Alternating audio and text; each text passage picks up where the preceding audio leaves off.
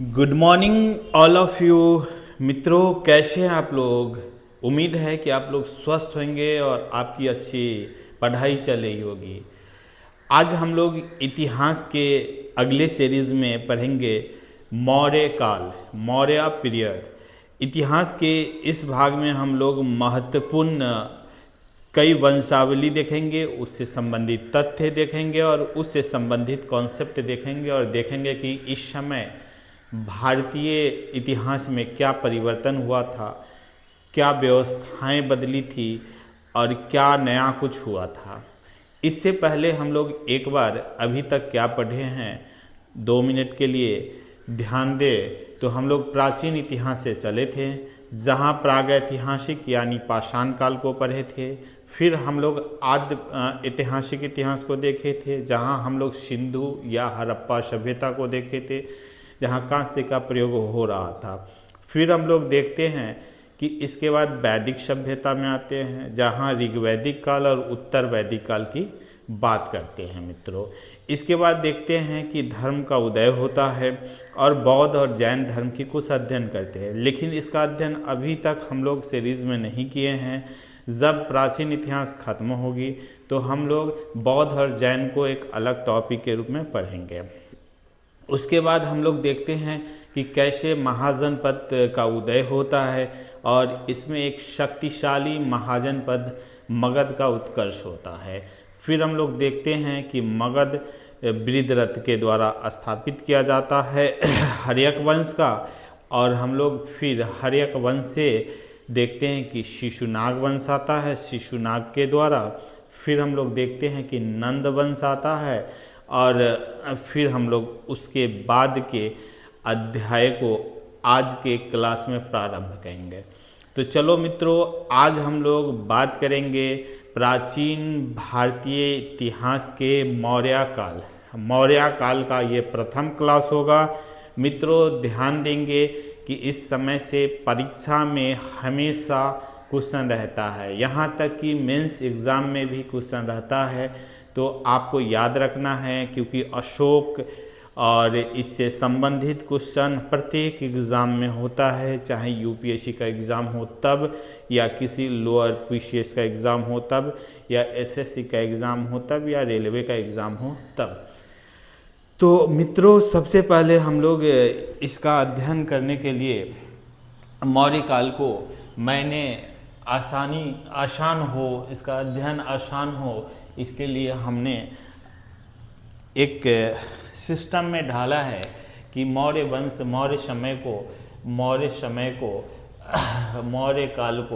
मौर्य काल को अध्ययन करने के लिए इसमें तीन क्लास लेंगे, 3 पार्ट होगा। हम लोग पहले पार्ट में देखेंगे कि मौर्य से पहले कौन कौन से विदेशी आक्रमण हुए थे और क्या बदलाव हुई थी। तो चूँकि हम लोग वैदिक काल और उसके बाद की कई वंश देख चुके हैं, हर्यक वंश से लेकर के और नंद वंश तक का, लेकिन हम लोग इस समय या इससे पहले कुछ विदेशी आक्रमण हुआ था, जिससे भारतीय इतिहास में, भारतीय वर्ग में, भारतीय अवस्थिति में कुछ परिवर्तन हुए थे उनके कारण। तो उन स्थिति को पढ़ेंगे और उनसे क्या प्रभाव हुआ था इसको पढ़ेंगे। फिर हम लोग दूसरे पार्ट में, मौर्य पीरियड के दूसरे पार्ट में देखेंगे कि मौर्य काल का क्या इतिहास रहा है, इसमें कौन कौन से शासक वर्ग आए हैं और उनकी शासन व्यवस्था क्या रही है, और उसमें कुछ इम्पॉर्टेंट की पॉइंट क्या है जो परीक्षा में आता है। फिर हम लोग मौर्य पीरियड्स के तीसरे पार्ट में देखेंगे कि मौर्य के बाद कौन कौन से विदेशी आक्रमण हुए, और फिर हम लोग मौर्य काल ख़त्म करेंगे। ये एग्ज़ाम के लिए बहुत इम्पोर्टेंट है। इसी के बीच में हम लोग देखेंगे कि जब मौर्य काल ख़त्म होता है या मौर्य काल थोड़ा कमज़ोर होता है, तो कैसे अलग अलग जगह पे अलग अलग वंश, शुंग वंश, कन्नौ वंश, सातवाहन वंश और चेदी वंश का उदय होता है। तो हम लोग मित्रों इस क्रम में मौर्य काल को पढ़ेंगे। तो उम्मीद है कि आप मौर्य काल को इसके पढ़ने के बाद, इस क्लास को देखने के बाद और थोड़ा सा खुद से अध्ययन करने के बाद, एक बार फिर से इसको नोट्स बनाने के बाद आपका मौर्य काल से आने वाला प्रत्येक क्वेश्चन एग्ज़ाम में सॉल्व हो पाएगा। तो चलो मित्रों, सबसे पहले हम लोग अध्ययन करेंगे मौर्य के पहले विदेशी आक्रमण, यानी जब भारत में हम देखें कि हर्यक वंश से लेकर के नंद वंश के समय तक में अलग अलग शासक आए, तो उसके बाद मौर्य वंश आते, तो इसी समय में कुछ विदेशी आक्रमण भी भारतीय पटल पे हुआ था। इसको पढ़ेंगे क्योंकि इससे बहुत ज़्यादा प्रभावित है मेरा भारतीय समाज। तो हम लोग देखते हैं कि विदेशी आक्रमण का कर्म क्या है। सबसे पहले अगर कहें तो एग्ज़ाम में एक तो चीज़ हमेशा याद रखिए कि सबसे पहले किसका आक्रमण हुआ था, कौन विदेशी आए थे, फिर कौन आए थे, फिर कौन आए थे और फिर कौन आए थे। कि उसकी एग्ज़ाम में कभी कभी मिलान करने वाला में ABCD जो दे रखा होता है, ऐसे ABCD, फिर इधर 1 2 3 4, तो इसमें कभी मिल जाता है, कभी कभी डायरेक्ट PT एग्ज़ाम में यहाँ से क्वेश्चन होता है। तो आप इस चीज़ को हमेशा याद रखेंगे और इसको भी याद करने का एक तरीका बता देंगे। लेकिन सबसे पहले देखते हैं आक्रमण में कि कौन विदेशी सबसे पहले आए थे। तो आर्य आए थे। कौन आए थे मित्र? तो आर्य आए थे। आर्य भारत में प्रथम विदेशी माना जाता है। फिर हम लोग देखेंगे कौन आए थे, ईरानी आए थे, फिर कौन आए थे, यूनानी आए थे, फिर कौन आए थे, शक आए थे, फिर कौन आए थे, पल्लव आए थे, फिर कौन आए थे, कुषाण आए थे और फिर कौन आए थे, हुर्ण आए थे। इसके बाद भी आएंगे, लेकिन हमने आपको बताया कि मौर्य काल को बताने के लिए हम मौर्य समय को 3 भागों में बांटे हैं। मौर्य से पहले का समय, मौर्य का समय और मौर्य से बाद का समय। तो मौर्य से पहले के समय में आपको याद रखना है कि आर्य आया, ईरानी आए, फिर यूनानी आए, फिर शक आए, फिर पल्लव आया, फिर कुषाण आया, फिर हुर्ण आए। ये क्रोनोलॉजी याद तो होना ही चाहिए मित्रों। अब इसको याद करने का एक छोटा सा तरीका है, आप अपने तरीका से भी याद कर सकते हैं। पहला तो आर्य को आप हटा लो, क्योंकि आर्य से ही हम लोग देखे हैं वैदिक सभ्यता में कि आर्य का अर्थ श्रेष्ठ होता है। और आर्य पहले आए थे विदेशी जरूर, लेकिन माना जाता है कि आज का जो भारतीय जो लोग हैं वो आर्यन रेस के ही हैं। तो इन चीज़ों को हम लोग देखते हैं। लेकिन जब हम बात करेंगे मौर्य काल के आसपास का, तो मेरा जो शब्द शुरू होगा ईरानी से होगा। तो ध्यान दीजिएगा इस वर्ड पर मित्रों कि मौर्य से पहले कौन कौन से आए थे। तो पहले रानी आई, फिर नानी आई। रानी आई तो नानी देखने आई, नानी को शक हुआ तो फिर पल्लव आया, पल्लव आया तो कुषाण आया, और कुषाण आया तो हुर्ण दिया गया। मतलब आप याद रख सकते हैं कि पहले रानी आई, रानी आएगी तब ना नानी देखेगी, तो नानी देखने आई। फिर हम देखेंगे नानी आई तो उनको शक हुआ कि कौन है ये, तो रानी आई, रानी आई तो नानी देखने आई, देखने आई तो उनको शक हुआ, शक हुआ तो वो पल्लव को बुलाएं। किसको बुलाए? वो पल्लव को बुलाए। अब पल्लव को बुलाए तो वो कुषाण को बुलाया, और हम देखते हैं कि जब कुषाण को आया तो इन्होंने इसको हुर्ण दिया। भोजपुरी में हुरने का मतलब होता है पीटना। तो इस तरह से आप याद रख सकते हैं कि मौर्य के समय से पहले कौन कौन विदेशी आक्रमण हुआ। तो आप एक लहजा में ही बोल लेंगे, कई बार बोलेंगे या पढ़ेंगे बार बार, तो आपको याद हो जाएगा कि पहले रानी आई, फिर नानी आई, नानी आई तो शक हुआ, शक हुआ तो पल्लव आया, पल्लव आया तो कुषाण आया, कुषाण आया तो हुर्ण दिया, यानी हुर्ण आया। तो चलो मित्रों, विदेशी आक्रमण का कर्म उम्मीद है कि आपको याद हो गया होगा कि कौन आया। तो पहले रानी आई, रानी आई तो नानी को शक हुआ, नानी को शक हुआ तो आप देख रहे हैं कि क्या हुआ, नानी को शक हुआ तो क्या हुआ, पल्लव आया, और पल्लव आया तो कुषाण को बुलाया, और कुषाण को बुलाया तो उसने उसको हुर्ण दिया, यानी लास्ट में हुर्ण आएगा। तो मौर्य से पहले ये लोग थे जो भारत पे आक्रमण किए थे। अब आगे का की पॉइंट हम देखेंगे कि भारत पर प्रथम विदेशी आक्रमण, भारत पर प्रथम विदेशी आक्रमण किसका था। तो हम लोग यहाँ देखते हैं कि भारत पर प्रथम विदेशी आक्रमण ईरानियों का था। किसका था? ईरानी का।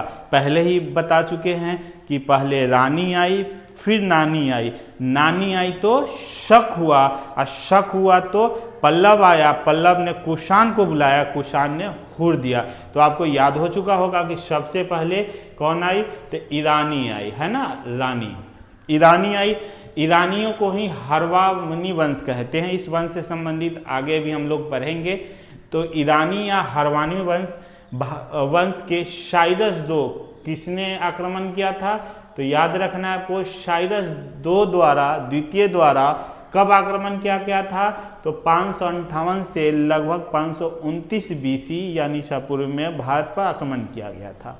ठीक है, तो हम लोग देखेंगे कि इस समय सबसे पहले ईरानियों के द्वारा या हर्वानी वंश के द्वारा भारत पर आक्रमण लगभग 558 से 529 के बीच में कई बार किया गया था। ठीक है, किसने किया था प्रथम आक्रमण?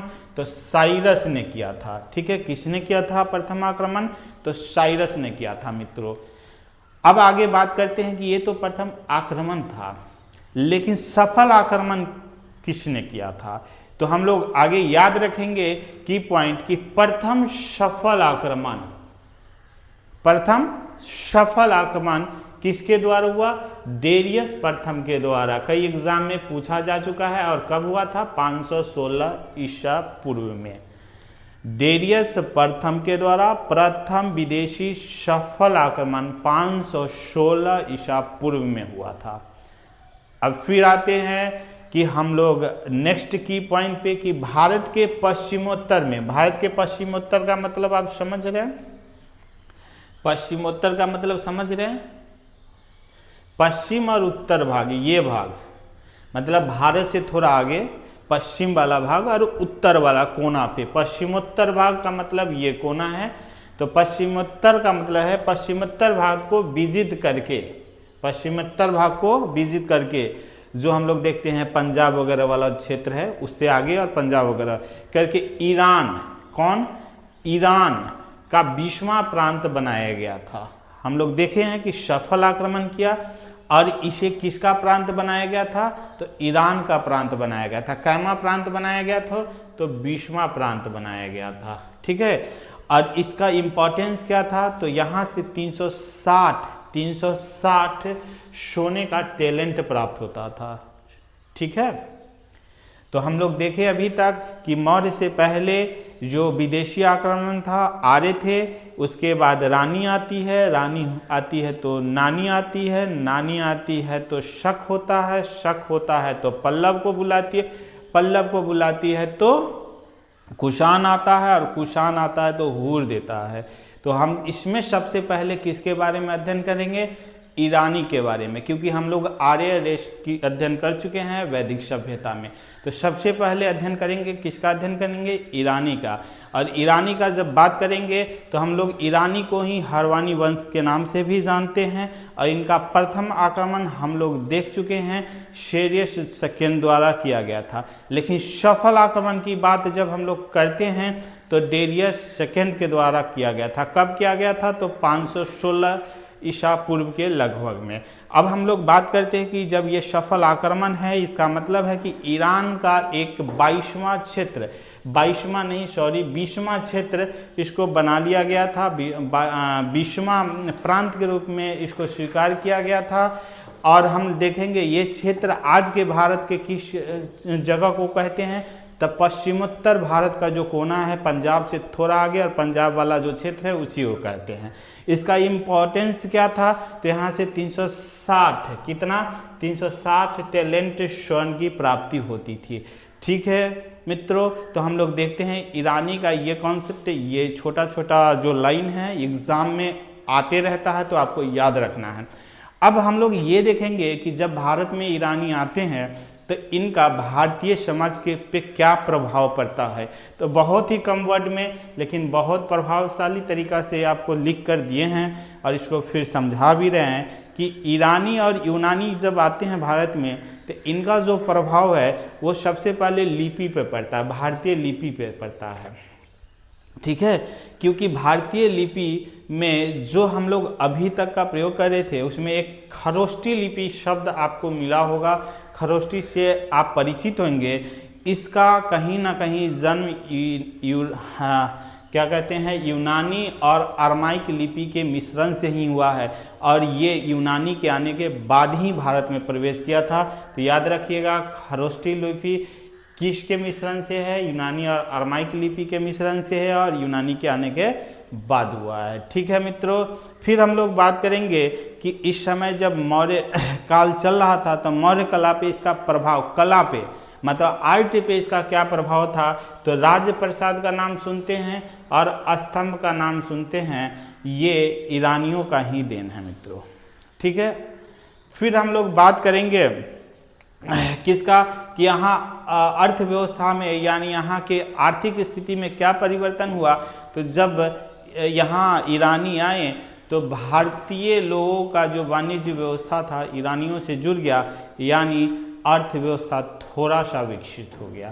तो इस तरह से देखते हैं कि भारत में सबसे पहला आक्रमण मौर्य काल से पहले ईरानी का हुआ, और ईरानी का जो प्रभाव हुआ उसको। अब हम लोग बात करेंगे ईरानी के बाद यूनानी। किसका बात करेंगे हम लोग अब? यूनानी।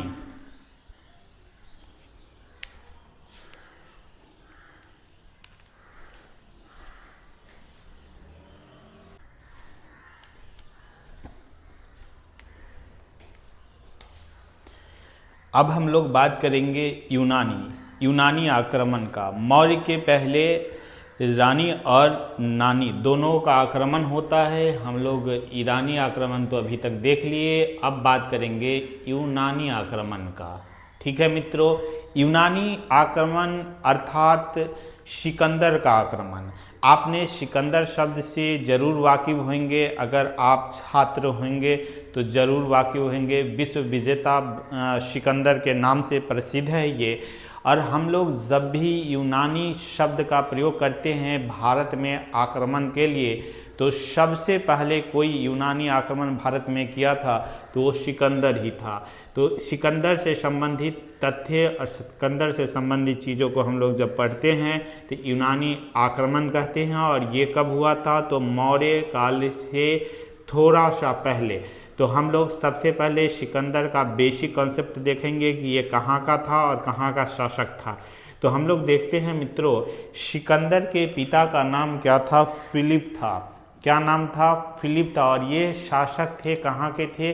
मकदूनिया के शासक थे। हम लोग यहाँ देखेंगे सिकंदर के पिता कहाँ के शासक थे? तो मकदूनिया के शासक थे, और पिता का नाम क्या था? तो फिलिप।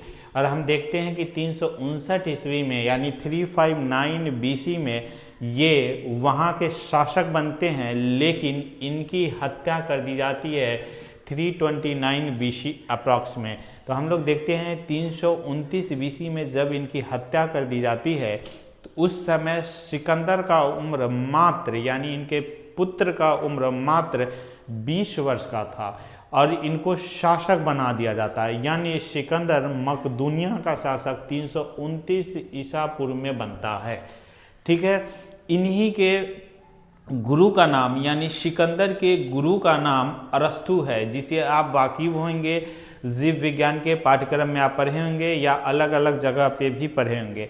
तो सिकंदर जब 329 में मकदूनिया का शासक बनता है तो वो विश्व विजेता बनने के उद्देश्य से कुछ समय के बाद यानी 3 साल के मात्र बाद 326 में भारत पर आक्रमण करने चल देता है।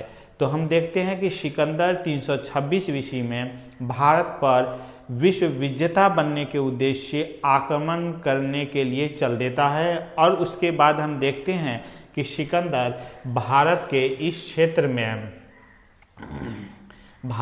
क्षेत्र में ये भारत, उस समय का जो भारत था वो यहाँ तक था जो आज के पाकिस्तान और उसके बाद का अफगानिस्तान है। यहाँ पे एक हिंदू कुश पर्वत है, इसको प्राकृतिक बाउंड्री भी भारत का कहा जाता था।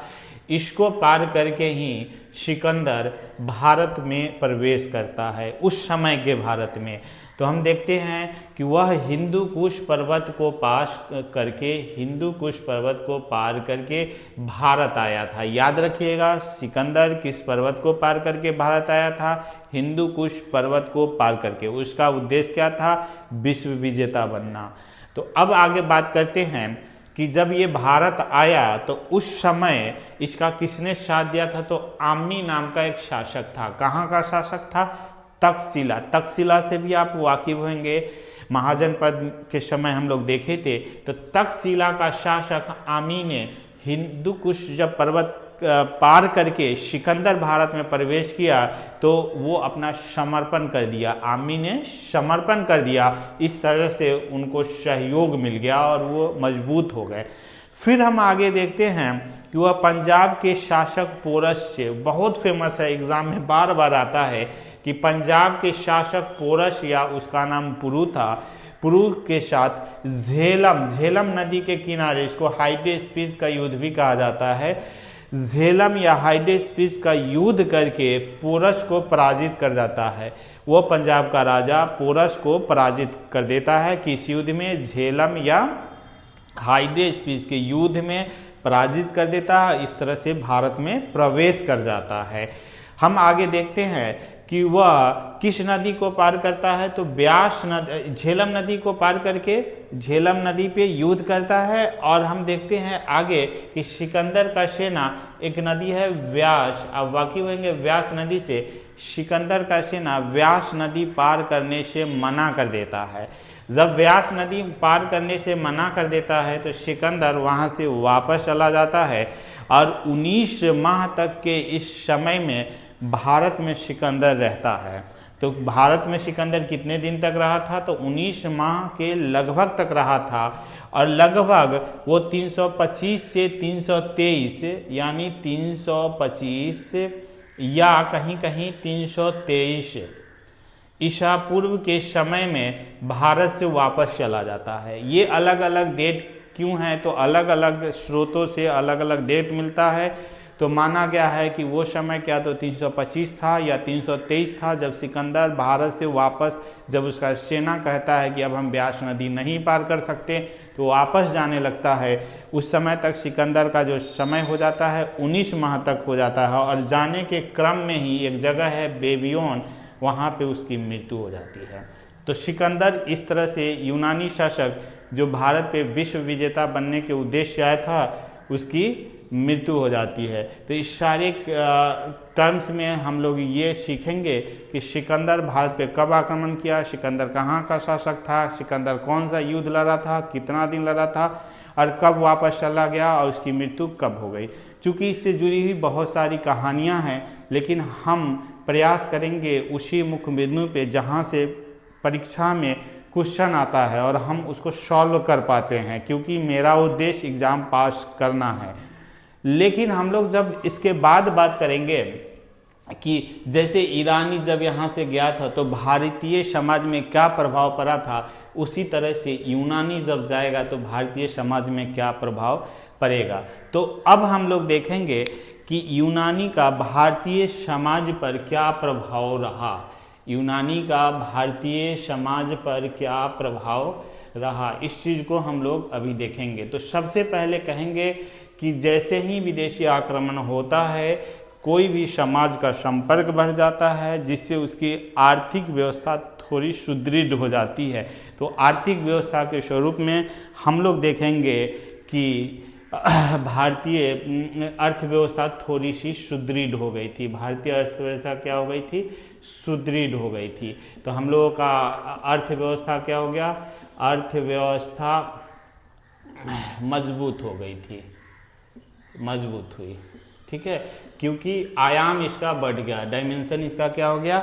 बढ़ गया। तो हम लोग देखेंगे कि अर्थव्यवस्था बढ़ गई थी।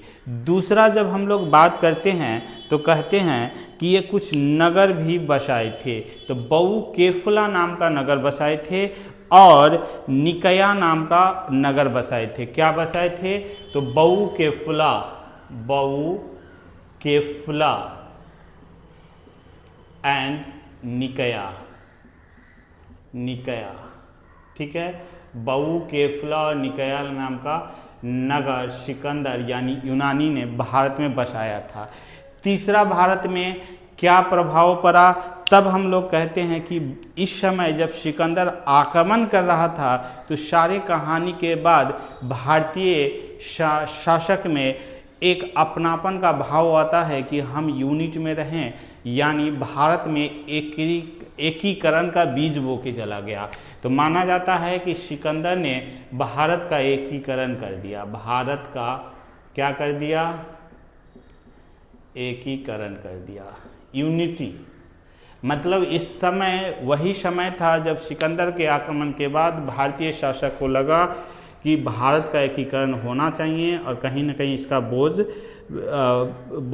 डाल दिया था, बीज बो दिया था, बीज बो दिया था। अब हम लोग बात करेंगे कि यूनानी आक्रमण से और क्या प्रभाव पड़ा मित्रों। तो हम लोग देखते हैं कि यूनानी आक्रमण के समय सिकंदर के साथ कुछ लेखक भी भारत में आए थे और ये लेखक भारत के बारे में कुछ बुक लिखे और कुछ उसका विवरण आज भी प्राप्त होता है, जिससे हम लोग आज उस समय के इतिहास को समझ पाते हैं। इसमें मुख्य कौन थे, तो एक नाम आप बार बार एग्जाम में देखते होंगे, निर्याकश, ठीक है। एक नाम क्या है, निर्याकश। उसके बाद कौन है, तो हम लोग पहला देखेंगे निर्याकश,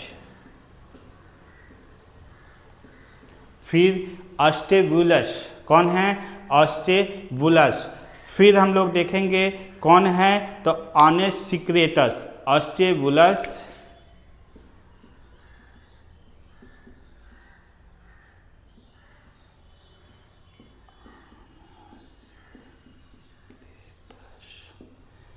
ठीक है मित्रों। तो सिकंदर के साथ कुछ लेखक भी आए थे, ये आपको याद रखना है। वो कौन कौन थे, तो निर्याकस थे, और कौन थे, तो सिक्रेटस थे, और कौन थे, तो अरिस्टोबुलस थे। तो मित्रों ये चीज़ हम लोग को याद रखना है। इस तरह से हम लोग देखते हैं कि भारत पे यूनानी आक्रमण मौर्य से पहले सिकंदर के द्वारा हुआ था और सिकंदर यहाँ से लौटते समय बेबीलोन में उसकी मृत्यु हो जाती है, जिससे कुछ प्रभाव पड़ता है, जिसमें हम लोग देखें कि भारतीय अर्थव्यवस्था थोड़ी सुदृढ़ होती है और बाऊ केफला और निकैया नाम का एक जगह बसाया जाता है जो उस समय का शहर था। उसके बाद हम लोग देखते हैं कि भारत का एकीकरण होता है और फिर हम लोग देखते हैं कि उनके साथ कुछ लेखक था आया हुआ, जो निर्याकस था, ऑनेसिक्रेटस था और अरिस्टोबुलस था। तो एक और चीज़ हम लोगों को याद रखना चाहिए कि यूनानी के जाने के बाद भारत में एक प्रकार का शैली प्रारंभ हो गया, जिसे हम लोग कहते हैं कि कौन सी शैली कहते हैं, गंधार शैली के नाम से जानते हैं। चूँकि हम लोग उस समय देखे थे एक लिपि का नाम, अभी हम लोग देखेंगे एक शैली। कौन सा शैली, गंधार शैली। गंधार शैली का नाम आप सुने होंगे। गंधार शैली का प्रारंभ यूनानियों के कारण ही भारत में हुआ था। और हम लोग ईरानी के समय देखे थे एक लिपि, खरोष्टी लिपि का प्रयोग भारत में होने लगा था। ठीक है मित्रों, तो हम लोग इस तरह से मौर्य काल से पहले देखते हैं कि आर्य आए थे और आर्य के बाद ईरानी आक्रमण होता है और उसके बाद यूनानी में सिकंदर का आक्रमण होता है। मित्रों इसके बाद का हम लोग शक, पल्लव, कुषाण को मौर्य काल के बाद के समय में पढ़ेंगे। तब हम अर्थात कि अब हम लोगों का जो क्लास होगा वो होगा इसके बाद मौर्य काल का। किसका होगा, मौर्य काल का। फिर हम लोग इसमें आर्य, ईरानी और यूनानी के बाद का ये जो पार्ट्स है इसको हम लोग मौर्य काल के बाद पढ़ेंगे कि कैसे मौर्य काल जब कमज़ोर होता है तो भारत में फिर से विदेशी आक्रमण होता है। उसमें शक प्रमुख होते हैं, पल्लव होते हैं, कुषाण होते हैं और फिर कुछ समय के बाद देखते हैं कि हुर्नों का भी आक्रमण भारत में होने लगता है। तो मित्रों अब हम लोग बात करेंगे मौर्य समय का। तो इसे हम लोग नेक्स्ट क्लास में देखेंगे कि कैसे मौर्य समय में कौन कौन से शासक आते हैं और भारतीय इतिहास में क्या क्या घटनाएं होती है और कौन कौन सी परिवर्तन होती है। तब तक के लिए मित्रों आप पिछले वाले क्लास और इन सारे क्लास को देखते रहिए, बार बार रिवीजन कीजिए, क्योंकि सारे एग्ज़ाम का सक्सेस का एक ही मंत्र है, रिवीजन। बार बार देखिए, बार बार पढ़िए, और हो सके तो 2-3 बार इस क्लास को देखिए, ज़रूर आपको फ़ायदा होगा। बड़े बड़े बुक को पढ़ने से अच्छा है सही दिशा में और कम कंटेंट को पढ़ के एग्ज़ाम को पास करना। चलो कोई बात नहीं मित्रों, फिर हम लोग नेक्स्ट क्लास में मौर्य काल के सीरीज़ में मिलते हैं। तब तक के लिए goodbye, bye, thank you.